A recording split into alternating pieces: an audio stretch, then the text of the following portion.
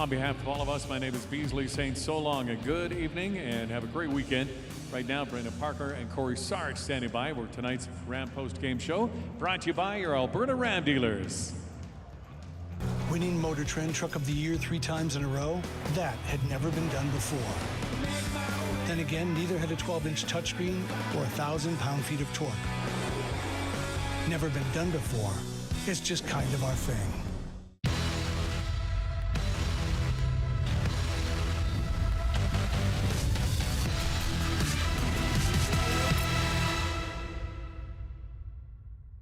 All right, Flames postgame show is on the air. It's brought to you by your Alberta Ram dealers. Flames postgame live. Brendan Parker alongside Cory Sarich here as we break down another Calgary Flames victory on home ice. A few late goals added to the plot, but 7-3 is the final here when all things are settled, and the Calgary Flames make it now 11 consecutive wins on home ice, their 31st victory of the season. And coming off a game that obviously you don't want to see happen, which is a 7-1 loss in Vancouver. The talk the last couple of days here has been about a response. Safe to say they accomplished that feat here tonight. Yeah, they've done a great job of that all season, responding to games that don't go their way. And you're starting to see little things in the Calgary Flames game, such as just, confidence in certain situations, and especially the tough situations. There's just little indicators in their game, resiliency, like even tonight going down 1 goal early, and they're able to just start to take over and dominate the play, and they know what they have to do, how to turn the play around, right? It's simple little things. It's exits out of their own zone. It's entries in the other team's zone, and it's nice to see. It's a Flames team that's growing, they're maturing, and you're starting to see the signs of that. Yeah, you know what, actually, on that note, Milan Lucic talked about that yesterday, that one of the biggest areas of growth with this team is sort of that ability to understand maybe where you've, suffered your weaknesses or where those, errors have come in, and just sort of acknowledging and then fixing them. And I guess that's a group that, that self-critique is there right now. Yeah, if you're honest with yourselves about what the issues are, and I think they've addressed a lot of them at the start of this year. It was at times in the past maybe an inability to right the ship when it's going off course. And again, that's just a generalization. It's a lot of little things that factor into that, but the Flames have done a nice job. I think they've dedicated themselves more defensively. That's first and foremost. They don't spend a lot of time in their own zone, and then they just are very persistent on the puck all over the ice, and that serves them well. And that's a good recipe. I mean, they're a pain in the rear to play against, and they have a lot of in-zone time, a lot of offensive zone time, but that's due to their hard work in the other 2 zones on the ice. Yeah, well said, and that is one of the hallmarks of this team and something they wanted to get back to tonight, and safe to say they were able to accomplish that through most of this hockey game. Let's take a look at what it looked like in terms of the highlights here this evening in this 7-3 victory, and you mentioned the response because you give up the first goal of the game just a couple of shifts in, $136, and pretty well played in the offensive zone by Minnesota. Nice little tip in front here. Not a lot they can do on that one, the Calgary Flames. It was not bad coverage. You got to just give credit to some nice hand-eye coordination there by Gaudreau. Yeah, Frederick Gaudreau, not related to Johnny Gaudreau. No, don't be confused. That's his 7th of the season. But here is the response. Never really seemed to deter the Flames in the type of game that they started to play in this first period. But look at this pass here from Rasmus Andersson to find Tyler Toffoli gets a second as a Flame. Very good vision here by Rasmus Andersson, and I know Toffoli was filling his position, jumps into that gap, and right on the tape. No hesitation by Toffoli, and it's a really timely goal for the Calgary Flames. Sure was, and that comes right at the midway mark of that first period, and then it leads to a power play marker, and that was another area brought up about the special teams. Obviously, lose that battle in Vancouver, but a nice response here, and this is the first of the game on the man advantage. Yeah, these guys have been clicking all year. It's nice to see they know where each other are going to be. Toffoli looks into the slot there. You can tell that their practice has been paying off. Their experience throughout in the games has been paying off. And these guys, they've got kind of a neat little synergy going on right now at this point of the season. No question about it, and you saw it pay off there, and then look at the little dragon fire there from our 3rd star here tonight, Eric Branson. Pulls the trigger on that. He's got his 4th goal of the season. Love to see it. He's making a splash, and every time I'm in the building, he's seemed to do something it's fairly spectacular. It's so defensive D-men vibes right there. That's what it is. it's good stuff. Yeah, absolutely. And a nice little smile there from Goodbranson, who hammers that one in. It was 3-1 after one. This is now into the second period we go, and boy, that's a nice little bounce. We'll talk about Andrew Mangiapane tonight and the other parts of the game he was involved in, but always nice to see that rebound kick right to you. Great net front presence here and converging on the net, picking up a rebound, you know, ends up right on Mangiapane's stick, but you're putting pucks to the net, you've got traffic at the net, that's how you get results. The snow hadn't even been brushed off Blake Coleman yet from the first breakaway attempt, and maybe a missed penalty. I don't know. It depends who you ask there, but he makes no mistake on the second shorthanded breakaway. Looks a little tired getting in on there, and good decision to shoot. Nice spot by Blake Coleman. Funny how that works. You take two breakaways and wouldn't let him catch him, and nice finish there from Blake Coleman. Here's a look at what happens, though, in the third period, and a couple of late ones that don't figure into the equation too much, but Nick Bukestad scores there. This one would end up being that would make it a two. It was the second goal of the game. This is the one that would make it a two-goal game. And oh no, this is the Bukestad one again. Okay, right from the end. I think Markstrom would like to have that one back. Not a great angle on that play. So Bukestad makes it 5-2 at that point, and then another one to make it 5-3, and that one was actually right through the legs of Rasmus Andersson. We'll see on this replay here. Kid's got a pretty good wrist shot here, and he uses the defenseman as a screen, and you know what, you can't really fault Markstrom on that one. I'm sure he'd like to have probably both of those goals back, but that's tough to pick up coming through your defenseman's legs. So that's Kirill Kaprizov there to make it a two-goal game, but a couple of empty netters. They pulled their goalie, I think, with about 4 minutes left. Matthew Tkachuk gets his second of the night into the empty net, and then would seal this game up courtesy another empty netter from Tyler Toffoli, who gets his second of the game, and he finishes with a 3-point night. Matthew Tkachuk 3 points, and it all stacks up to a 7-3 Calgary Flames win. But a few different ways of getting it done. A couple of different lines contributing in that highlight pack too. Yeah, and even just another sign of growth at the end there. Yep. You give up a couple goals, you know, there's still 5 minutes left in this game. Things start reeling a little bit. I know the Minnesota Wild, I think, did the Calgary Flames by a favor by pulling their goalie a little bit early tonight. But still, you know, that can rattle a fragile team when you're up and all of a sudden a couple quick ones get scored on you. But I don't think the Flames even batted an eye. They just kind of kept plugging away, did what they needed to do. And again, that is a good sign for this team. Yeah, bittersweet in some ways, and I think maybe that's what kind of threw some of the momentum out there at that point in the third period. We lose, Oliver Shillington at that juncture, and he gets injured, and it goes off kind of, maybe a pause for the Calgary Flames at that point, and then they get those two quick ones. But that's kind of where the response comes in that you're talking about, that maybe just, all right, we're still fine. We're up by 2 here. Just settle it in, and let's put this one to bed. Yeah, and that'll happen. You can have a moment where it slips away from you and you have a little mental lapse in a game. Yeah. But to get it back on track, focus, finish out the game the way they did, that's just a credit to where they are right now mentally. Yeah, well said. All right, let's head to the post-game press conference. Head coach Daryl Sutter, get his thoughts on the 7-3 victory for the Calgary Flames here tonight. You said there are things that maybe need to be tightened up. Did you see what you wanted in that regard in terms of getting the win and playing them tighter? Yeah, I think they scored the first goal. If you just want to look at it from the game, first goal, and we just stuck with it and tried to stick to the game plan. I thought there was parts of the first where we were really good at it, and it allowed us to have some success in their zone. I know it's really early and this just happened, but is there anything in terms of an update on Oliver Shillington? He's fine. I mean, really, if you'd watch it, really didn't hit his head. It was more like shoulder, neck. But, the whole protocol thing. I know games like Thursday are going to happen. What did you need to see from your group in terms of bouncing back that you saw tonight? Just as what we talked about yesterday, if put it this way, Wes, if that game had been 2-1, then nobody had said nothing. What's there to bounce back from? Like, really? You're not going to win 82. That was probably a record the other night, too. There's 3 power play goals, penalty shot, shorthanded, and 2 unassisted. So that's got to be a record this year, too. What's the big deal? I don't know what everybody makes. You're going to win, you're going to lose. With 10-0 or 7-6, or it's a big deal. First game in a while for Richardson and Richie. What did you make of their performances? I think their line was very effective for us. Just about every shift they were out there. What did you think of Matthew in his 400th game? Hopefully he's got about 1,000 more of those. Every time there's a milestone, he scores 2 goals. He'll have a lot of goals.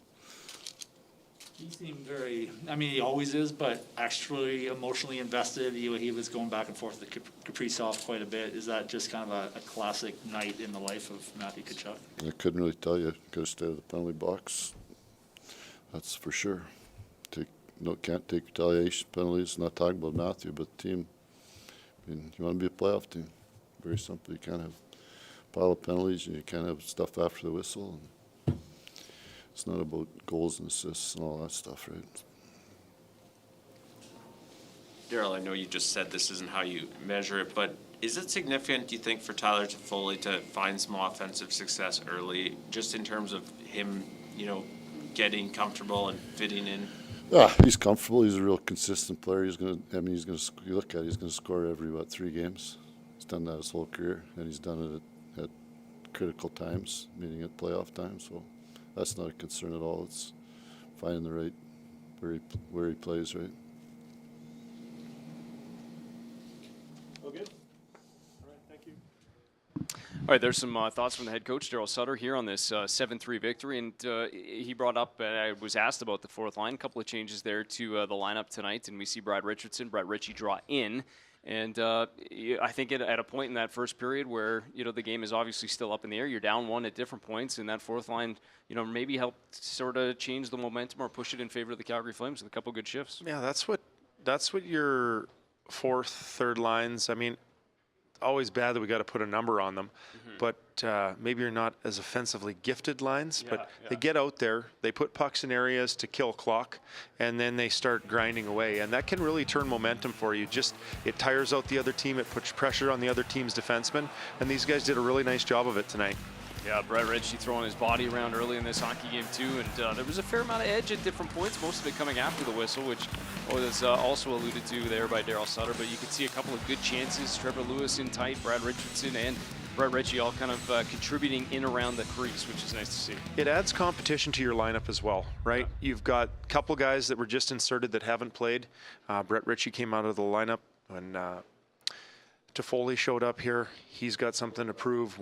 Everybody wants to be in the lineup. Brad Richardson, he's had a little bit of a rough year dealing with a few injuries and just trying to keep his feet underneath him here. Those guys want to be in the lineup. They're good professionals. They get a chance, they're going to shine, and that can add some competition. The guys that came out of the lineup tonight, they want to be in there just as badly, and it's healthy. It's healthy when it's done in the right way and in the right environment. Well, and the other thing is you got those options too, right? And I think that's one thing that Daryl alluded to earlier is that maybe even if you had some guys that maybe needed a break or an opportunity to get some fresh bodies in there, you didn't really have it, and now you do, and those obviously that helps in these situations when you get the opportunity to do it. Definitely. You hit the nail on that one. Like if you've got guys and you get someone a rest, or you can just keep everyone going too. That's sometimes not a real easy thing to do, right? If guys are sitting and your team's rolling, well, you want to keep everybody involved because it's a long season. Sure. There's going to be injuries like we saw to Shillington tonight, and you've got to make sure that those guys that are going to be inserted are ready to go. So if you can spot them in here and there,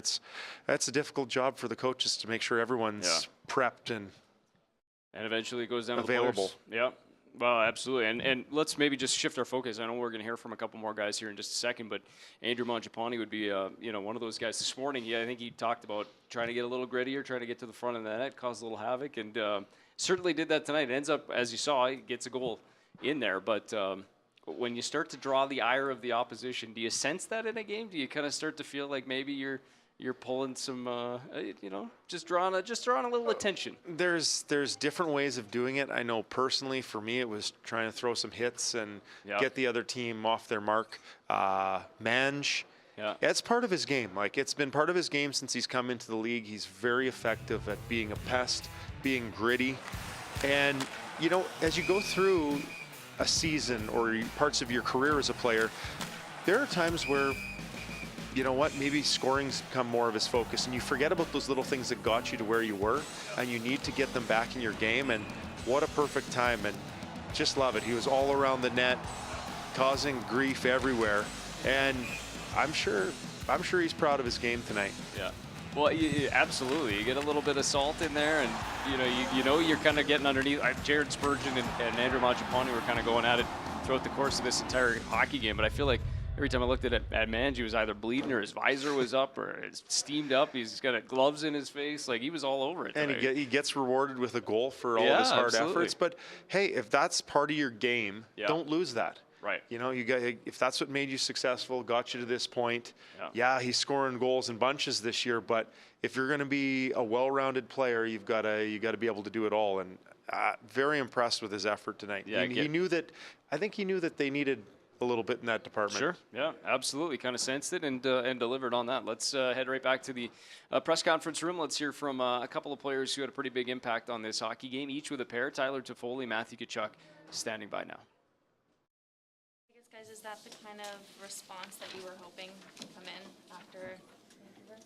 Yeah, I think it was, obviously with them scoring first, we kept playing our game, and I thought we did a good job, and obviously we kind of let up there in the third a little bit, but I thought we responded well, and that's a big win for us. Matthew, what's the kind of mood, what's the feeling for this team on home ice of late? Obviously, it's been an extended streak of success here in your own building. I think just wanted to come out and have a good start. Not the most ideal start, giving up one the first couple minutes there, but bounced back and ended up winning the first period. Ended up winning the second period. When you win the first two periods, it sets yourself up pretty good for the third. But definitely not satisfied with that game at all. And we know we're gonna have to be a lot better on Tuesday if we're gonna want to beat them. They're a great hockey team. They're built for the tough style of the playoffs, and they got some really good skill players over there that controlled the play in the third period. So not the period we wanted to set ourselves up for this game in Minnesota on Tuesday, but we did enough good things to come up with the win, so we're happy with that. You don't usually hear a guy say not satisfied after winning by 4, and I know a couple were empty netters, but what do you need more of on Tuesday? Well, I just think that we want to be known as a team that when we get the lead, kind of can shut a team down and kind of push them right out of our building. And I thought we did that for 2 periods, played solid, but gave them a little bit of life, and we don't want to give teams any life, especially in our rink in that third period. Tyler, how would you describe the pass from Rasmus Anderson on your goal first? Oh, it was a great look. Obviously, it was an unfortunate break of their stick, and I knew the guy was changing, so he made a great play through the seam, and I was just trying to get it up. Do you feel like the transition and getting acclimated here has been pretty smooth for you? I mean, it's definitely one of the closer groups that I've ever kind of been a part of, and it's only been 7 days or 10 days, whatever it's been. So it's been fun. Winning's fun, so hopefully we can just keep doing that. I know it's not the only way a guy measures himself, but as you try to make your mark with a new team, is the offense significant to get started?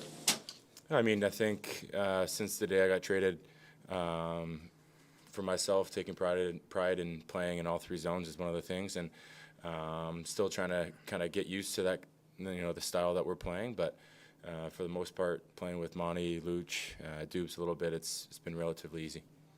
Matthew, I know it's always hard talking about a guy as he sits next to you, but what have your impressions been of what Tyler can bring to your group? Yeah, I mean, it's kind of exactly what we were expecting and more. Big goals.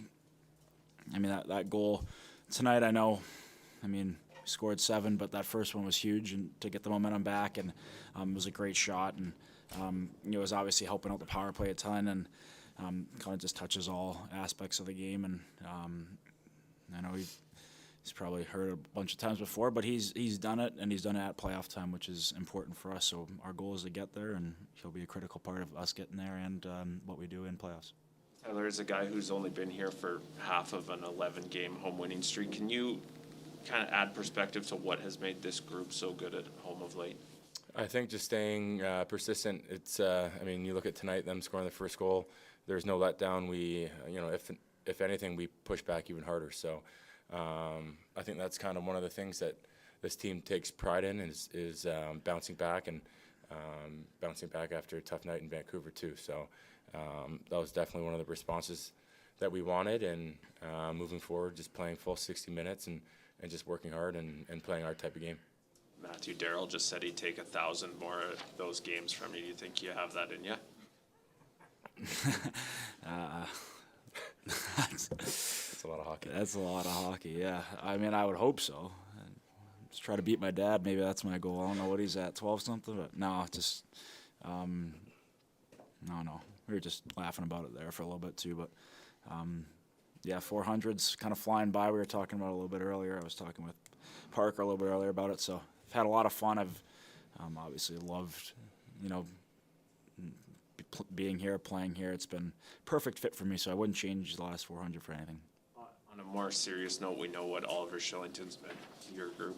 How kind of scary of a moment was that to see him fly in the way he did in the third? Very scary. I still haven't really seen it. I didn't even see the replays that I were more worried about. Talking to some of the players on their team, so I'm sure we'll see it now. But yeah, that's very scary. We don't like that, and definitely to a guy who's been as important to our team this year as he has. It's was scary, but he seemed fine in the locker room. So, but we got these guys again on Tuesday, so I'm sure it's gonna be more intense than it was tonight. Lots of time spent on the penalty kill the other night. Tonight, that first penalty kill didn't come up till late in the second, and you got a shorthanded goal. Just comment on those two things, just improve discipline, and then the key of winning that goal at that moment. Yeah, well, I think that our PK has been unreal for us all year, and I know the other night in Vancouver probably wasn't the night that, well, not just PK, but any of us wanted to have 5-on-5 or power play or whatever. So they bounced back, and they got us that one that gave us a lot of breathing room, even though we didn't take, I guess we did take advantage of it with our let up in the third, but that was a huge goal, big momentum, and gets our PK feeling, good again, because they were, again, really good for us tonight. Okay, thanks, guys. We call it the Ram 1500 Limited. But truth be told, there's nothing limited about it. Ram 1500, winner, J.D. Power Award for Best Driver Appeal.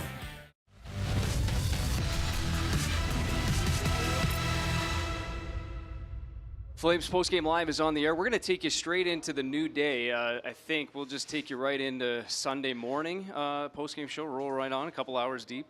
Maybe not, but either way, 7-3 final here tonight. Flames and Minnesota Wild. And we were talking about defensive contributions. Got a number of those here tonight. And you love that as a defender, too. They to see the contributions from the back end. Also, for starters, defensively. But then to be able to contribute a little offensively here tonight, too. Yeah, offensive points are... Yeah, they're just bonus for hard work at your own end. Icing on the cake. Yeah, right? so no, we had 4 defensemen show up on the score sheet tonight. Yeah. So that's been, a criticism earlier in the year that things were a little bit dry from the back end. Secondary scoring was there again, but it's nice to see. It's nice to see these guys getting rewarded. You usually don't get a lot of accolades back there as a defensive defenseman. Yeah. You usually have to show up on the score sheet.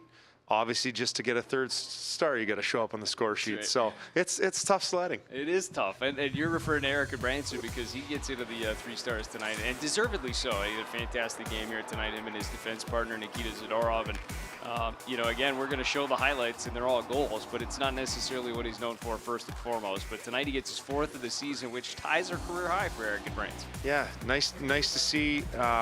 Really having one heck of a season. He's been a rock solid on the back end for these guys, and I think they're getting so much more out of Eric Branson than they thought they were going to get at the start of the season.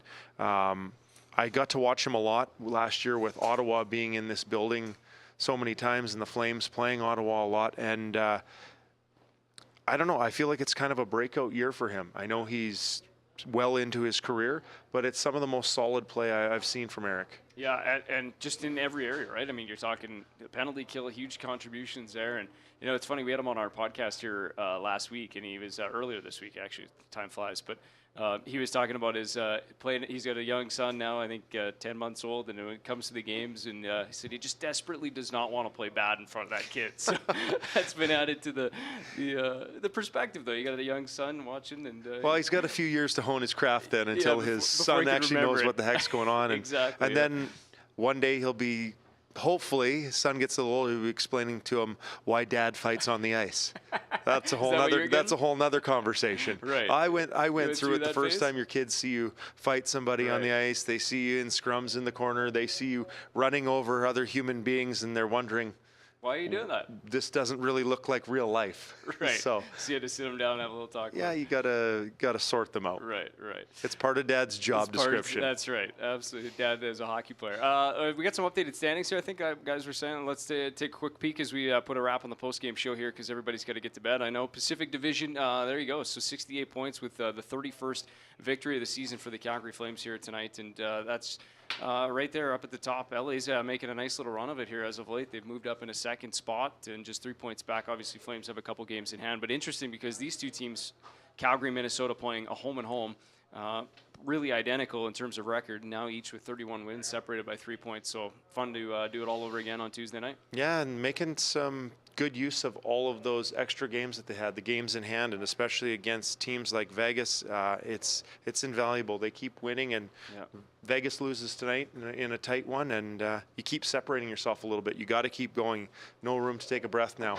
Yeah, no question about it, and the Flames will do that with an opportunity to go right back at it against the Minnesota Wild. By the time Tuesday night rolls around, they'll be done 2/3 of their season series against the Wild, but they got off to a good start in terms of that season series with a victory here tonight, 7-3 the final over the visitors. And offense kind of coming from all different parts, but 400th career game for Matthew Tkachuk. As he said, 6 seasons, it's flown right by, but enjoying the ride. And he picks up a couple of goals and a helper here tonight in a winning cause. Tyler Toffoli, the Olympians on hand. All in all, a nice Saturday night as it make it 11 straight, tying a franchise record on home ice. They'll have the opportunity to set a new benchmark next week. Thanks for watching Flames Postgame Live. It's brought to you by your Alberta Ram dealers. We look forward to seeing you next week at the Scotiabank Saddledome. Flames are back in action Tuesday in Minnesota.